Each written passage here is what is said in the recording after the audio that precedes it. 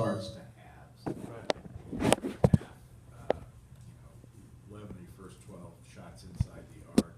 And any turnovers, but collectively, that start has to be exactly what you're preaching in terms of shot selection, getting the ball down inside, and so forth. Yeah, no question about it. I thought that Incarnate where it was their defense, everybody else backed up off them, so it was good to play them because they got after us. But when we were able to just pass and catch and be simple, we were getting good looks at it. They did a better job of defending our perimeters and just not giving them looks. But like I said before, it opens up some things on the interior. So I thought we had a good start when we could handle the pressure.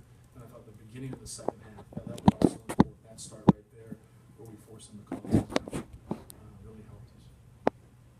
Matt, do you anticipate the situation with AJ, is this something that you're going to have to follow throughout the season? And do you think he's learned a lesson or whatever and is going to be locked in for you from here on out? I think did he come in here?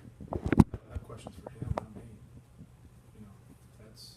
He's got to be able to handle his business. He's been able to do that, but he's also going to be able to continue to do that. But, so is all of our, everybody in your team. I think anybody's program, and coaches talk about it across the country.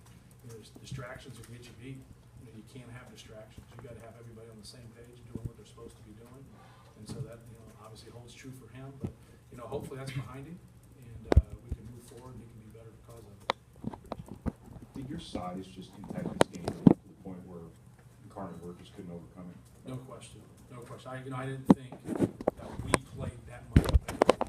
You look at a score, the way the score is, and you would say, that's a crazy statement.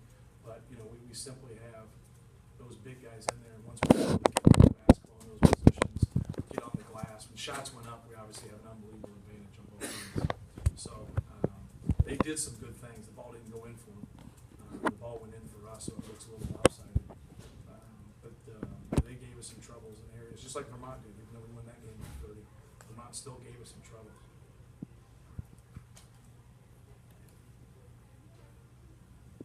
Hammonds didn't play a huge number of minutes tonight, but just what were your impressions of him, and what do you think in his first game? Well, I thought he did a good job. I think he's gonna,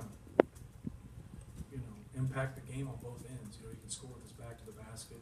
He obviously changes some things defensively. He's our best interior big on the defensive end without question.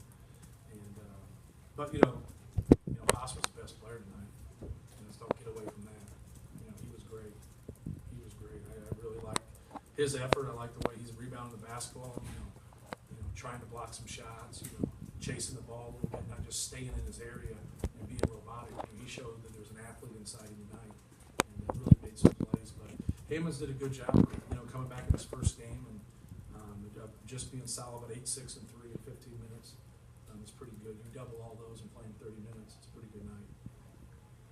Matt, you guys had, a couple one-dribble pull-ups, some floaters in the lane, some baseline jumpers. Where's your mid-range game at right now and compared to maybe last year? Well, Ray fell, made a couple nice shots. Obviously, Vince started the game, made a couple nice pull-ups, and being able to knock down threes and having an interior game, having some post play, and then have an intermediate shot, that really helps you. You have balance because people are going to try to run you off the line at times when you have good shooters. So it was good to see those guys pull up and make some plays.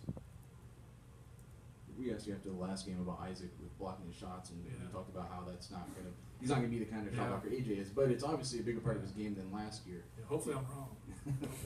Can you tell why right now is there something he did in the offseason that's made him a better weapon? He's focused. He's playing hard.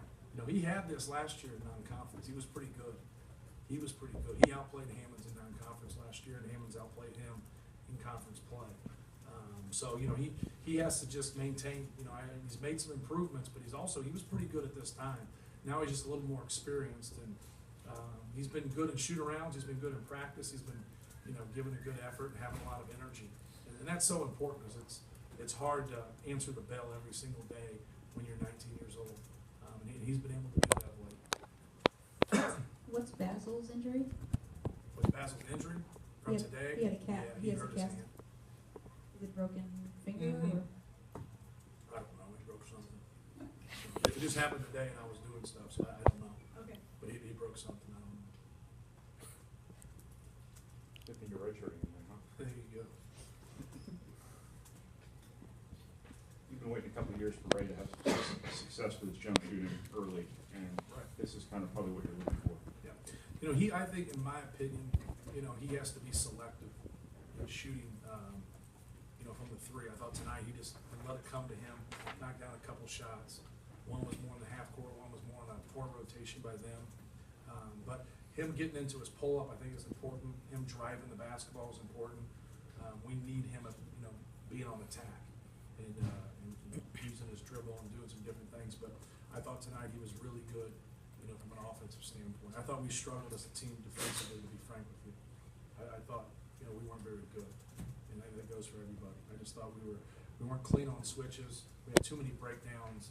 We didn't communicate. A couple times we just allowed, you know, Hiddle to hit a couple threes to get his head up. He made a couple tough ones. You know, we just have to do a better job of knowing what we're doing.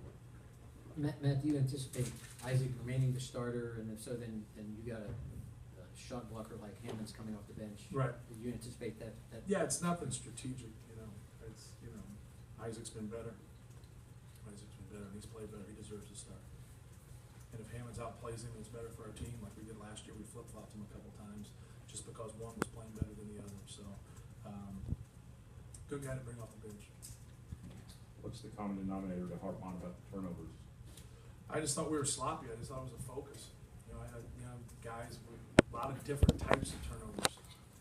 Passing and catching, you know, just not throwing to eyes. Just some simple things, just carelessness. And we have to do a better job. We have to clean that up. You're not going to be, you know, very many people turn the ball over 22 times. It's a tough thing to do away from your, you know, your own arena.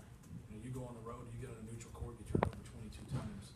You know, normally you got to understand what offsets it. We out-rebounded somebody by 37. You know, so you turn it over 22 times, but, you out-rebound somebody by 37, you're going to get a few more possessions.